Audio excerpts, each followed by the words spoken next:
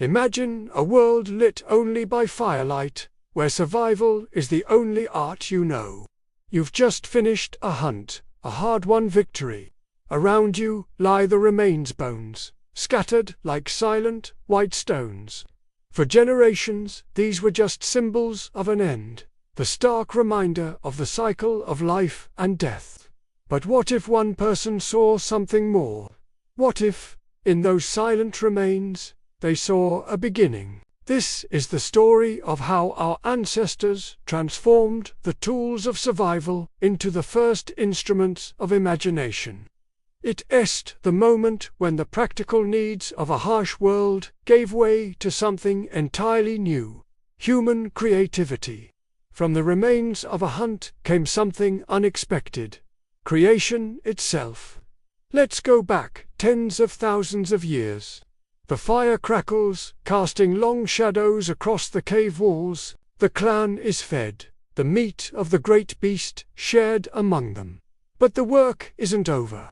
Hides need to be scraped, sinew needs to be prepared. The tools they use are heavy stones, effective but clumsy. A young hunter picks up a long, slender bone from the pile. It's light, surprisingly so. He runs his thumb along a fractured edge. It's sharp, sharper than many of their stone flakes. This is the first step: observation. It's a simple, yet profound moment. Early humans, our direct ancestors, were masters of their environment. They noticed everything. They saw that different bones had different properties.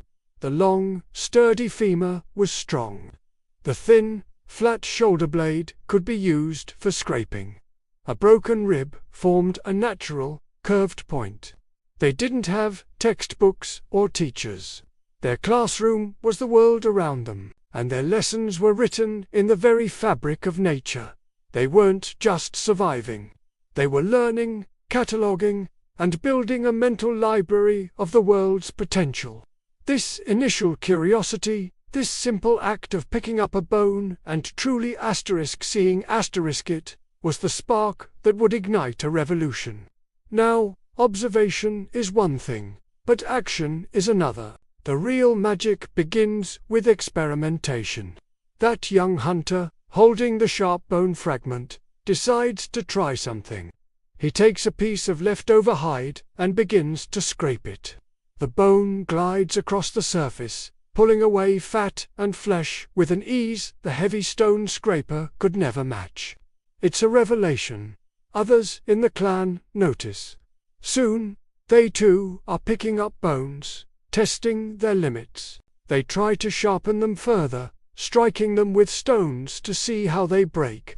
They discover that a long, thin splinter can pierce through a tough hide.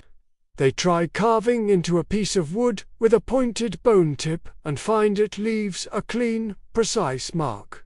This wasn't a planned scientific process. It was messy, driven by trial and error. Some bones would snap under pressure, proving too brittle. Others would shatter into useless fragments. Each failure was a lesson. They learned which bones were best for which tasks.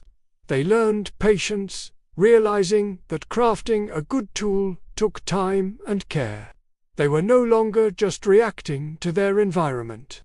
They were actively shaping it, bending it to their will through ingenuity and persistence. This period of experimentation was crucial. It was the bridge between seeing potential and unlocking it. Through countless trials, mastery begins to emerge. The clumsy experiments give way to refined techniques. That sharp splinter of bone, once a happy accident, is now purposefully shaped into a needle. With a tiny hole drilled at one end, it can be threaded with sinew. Suddenly, they can stitch together animal hides to create tailored clothing garments that offer better protection against the biting cold than simple draped furs.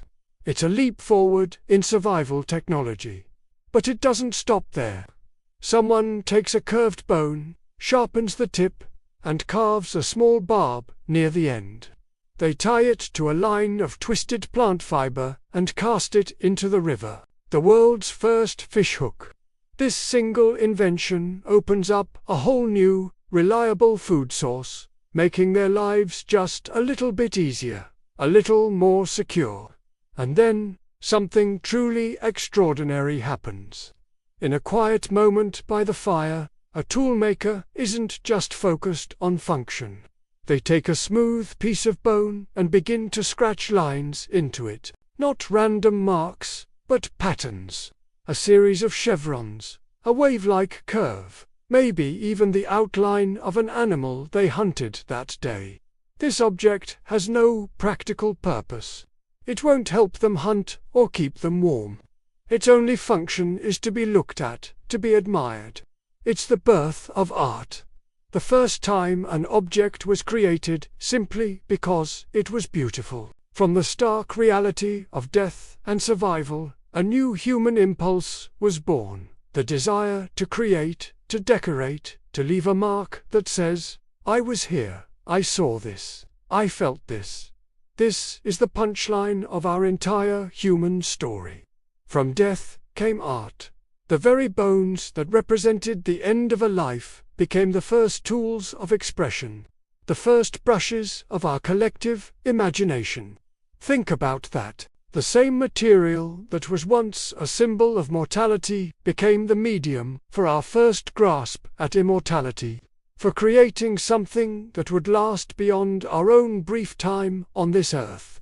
The tools they made helped them survive, but the art they made helped them become truly human.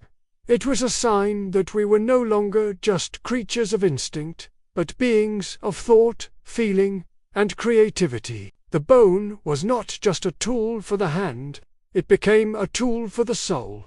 And so, our ancestors sit in their caves, surrounded by the fruits of their ingenuity. Their bodies are warmer, their bellies are fuller, and their world is now decorated with the first sparks of beauty. As the fire dies down, one of them steps outside the cave entrance and looks up. The day's work is done, but their minds are still buzzing with curiosity. The darkness of the night is absolute, but it's punctured by a million tiny, brilliant lights. The stars. They shimmer like a celestial fire, a campfire in the sky that never goes out. A new question begins to form in their minds. A question that will drive the next great chapter of our story. What lies beyond the darkness?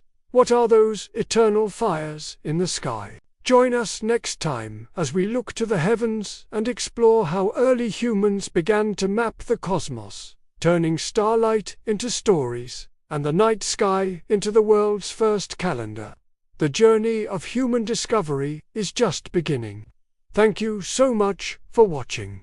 If you enjoyed this journey back in time, don't forget to like this video, subscribe to the channel, and hit that notification bell so you don't miss our next adventure. We'd love to hear your thoughts in the comments below. See you next time.